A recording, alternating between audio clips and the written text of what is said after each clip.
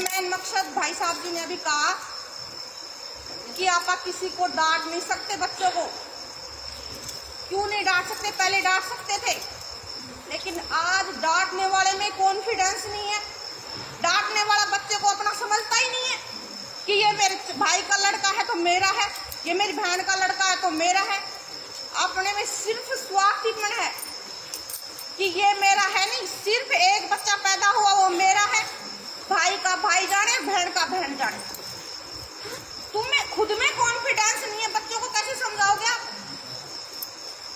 Confidence से आज भी बच्चे को समझाओ, आप किसी थर्ड पर्सन के बच्चे को समझाओ, बच्चा समझेगा, क्योंकि बच्चा भी इतना समझता है कि ये मेरे को अपनेपन से समझा रहा है कि ये मेरे को ताना मार रहा है। हर बच्चे में इतनी सोच होती है, लेकिन आप अपने भाई है, बहन है, उनके बच्चों को आपस समझाने के बजाय उनकी उड़ाते हैं कि ये बच्चा ऐसे है, ये बच्चा ऐसे है। समझाने की नहीं सोच। सबसे बड़ी बात, यहाँ पे आज जितने भी भाई या बहनें बैठी है, जहाँ तक मेरा अनुमान है, यहाँ पे गरीबी अवस्था जो अपना भाई पालन पोषण करते होंगे, यहाँ पे सारे पैसे वाले लोग बैठे होंगे। तो यहाँ पे जो नीचे जिनके पास गाड़ियां हैं, जो गाड़ी के लेवल के हैं, गाड़ी में आ सकते हैं। 2-4 बंदों से कौम नहीं सुधरती थी, कौम सुधरेगी एक बंदा, एक भाई दूसरे भाई को लेके आए। तुम आप अपने गाँव में, ये तो चलो कोरोना की वजह से नहीं आते, लेकिन आपके प्रोग्राम तो और भी होते हैं। गाड़ियां लगाओ, जिसके पास पैसा नहीं उसको पैसे से लेके आओ, वो यहाँ बैठेगा, वो सुनेगा तो उसकी बुद्धि बदलेगी। आप 4 बंदे क्या कौम को बदल दोगे? आप पैसे वाले हो, एक भाई गरीब है और एक भाई पैसे वाला है।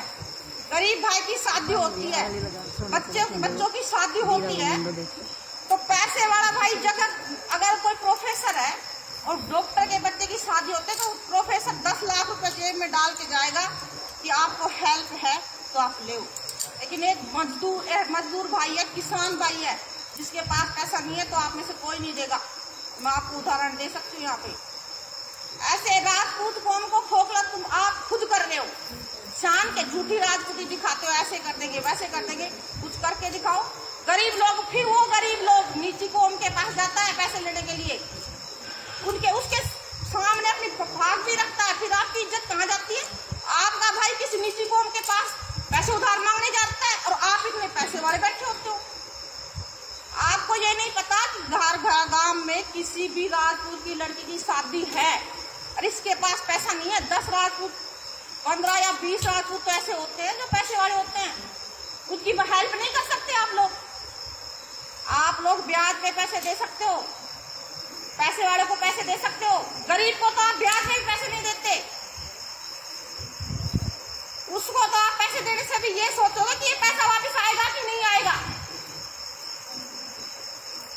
राजपूत का मतलब है राज जहां लग गया, राज का पूत, उदारता होनी चाहिए उसमें, दीनता होनी चाहिए उसमें, गिव एंड फॉरगिव।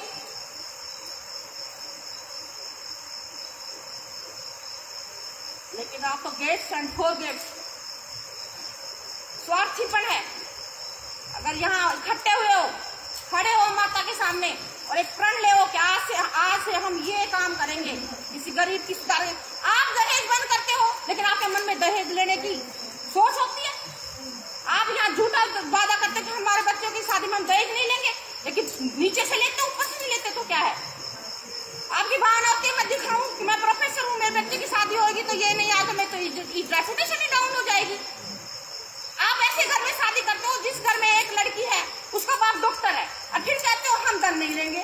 आप ऐसे घर में करो जिसके 5-7 या ऐसी लड़की है जो अपनी लड़कियों की शादी नहीं कर सकता, जिसने पढ़ा रखा है, उस घर में क्यों नहीं करते आप?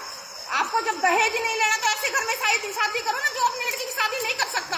करते तो आप ऐसे घर में हो कि डॉक्टर है, इंजीनियर है, आपको पता है मैं नहीं कहूँगी नहीं जी मैं नहीं लेता, लेकिन वो देगा अपनी लड़की को जी। झूठी शान, झूठी दिखावे से कौम ऊंची नहीं होगी, लगन और मेहनत से। ये खून है ना, ये खून खोलता है, राजपूत खून, लेकिन इसको उबाल को यूज लो। दहेज बंदों का 4 बंदों से क्या दहेज, और ये 4 जो बंदे बैठे हैं मैं कॉन्फिडेंस से कह सकती हूँ इनमें कहते होंगे हम दहेज नहीं लेते, लेकिन इनकी शादी होगी ना एक की भी, तो ये नहीं, एक भी ऐसा नहीं है कि वो दहेज नहीं लेगा। दहेज लेते हैं, झूठा कहते हैं कि हम दहेज नहीं लेंगे, और शादी ऐसे कर देते हैं कि पैसे वाला करो और कहेंगे जी दहेज नहीं लेते हम। वो आपकी बेटी को चाहे कुछ देना चाहो आप दे दो, हम दहेज नहीं लेंगे। जाएगा कहाँ पे वो दहेज? आपके घर में ही आएगा। मेरा आपसे कोई ऐसा नहीं वो नहीं है। मेरे को थोड़ा सुझाव मैं यही देना चाहती हूँ, जब भी 10, 20, 50 भाई राजपूत आप इकट्ठे हो, एक अच्छा ही लेके उठो। ये इधर की माता ने ये कर दिया, बहन ने कर दिया, बच्चों ने ये कर दिया। अगर ये कह रहे हैं ना कि देवियां, घर तोड़ने का कारण देवियां नहीं है, सीता भी है आज, मीरा भी है आज, हर देवी घर में, सारी राक्षसनी नहीं है, और रावण भी है, और रावण भी है, राम भी है।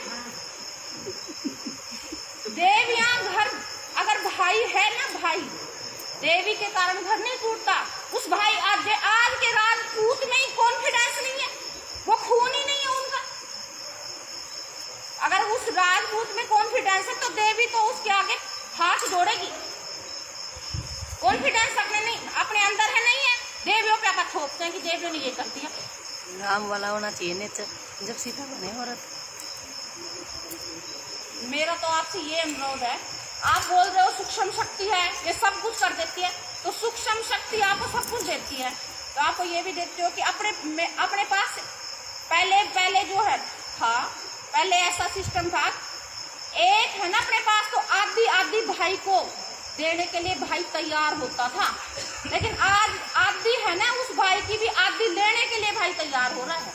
गांव में कोई देने के लिए तैयार नहीं हो रहा है, सिर्फ लेने के लिए तैयार हो रहा है। आप अपने लेवल के बंदों के साथ आप बैठना पसंद करते हैं। गाड़ी में भी आए होंगे तो जिसके पास गाड़ी है उसको आपने गाड़ी में बिठाया होगा, जिसके पास गाड़ी नहीं है उसको तो आपने बुलाया भी नहीं होगा कि यहाँ चलो आज वहाँ प्रोग्राम है। लेकिन होना ये चाहिए कि जिसके पास, ये देखो जिसके पास गाड़ी नहीं है, पैसा नहीं, वो आ नहीं सकता, उसको गाड़ी में लाओ। ये है उदारता। 5 बंदों को और जोड़ेंगे तो समाज बढ़ेगा ना। 5 बंदे आते रहेंगे तो समाज कैसे बढ़ेगा? कौम कैसे उठेगी?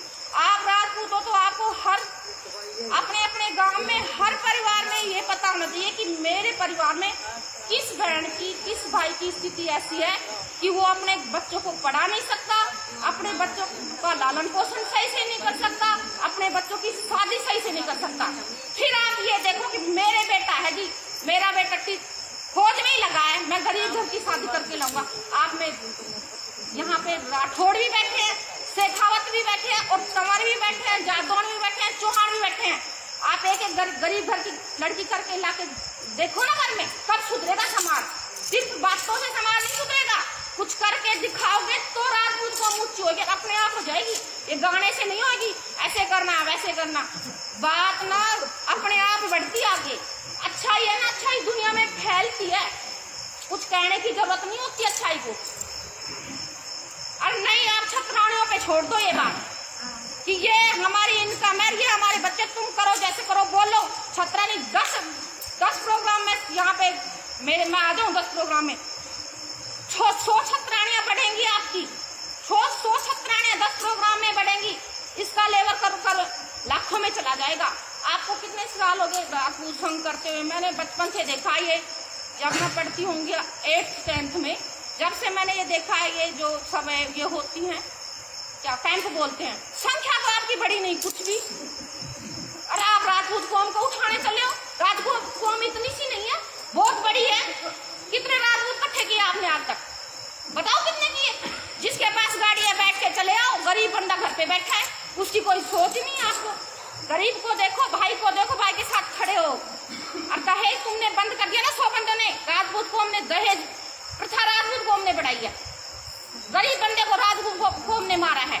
एक भाई है, दहेज नहीं देंगे जी आप, उसके पास है, वो गाड़ी भी देता, बंगला भी देता, गरीब तो मर गया ना ओड में, वो बेचारा क्या करेगा? उसको भी देना पड़ेगा, और हेल्प कोई करता नहीं उसकी। ठीक है, बस इन्हीं शब्दों के साथ, और मैं कुछ भी आपको गलत लगा हो ना तो मैं सॉरी बोलती हूँ, लेकिन मैं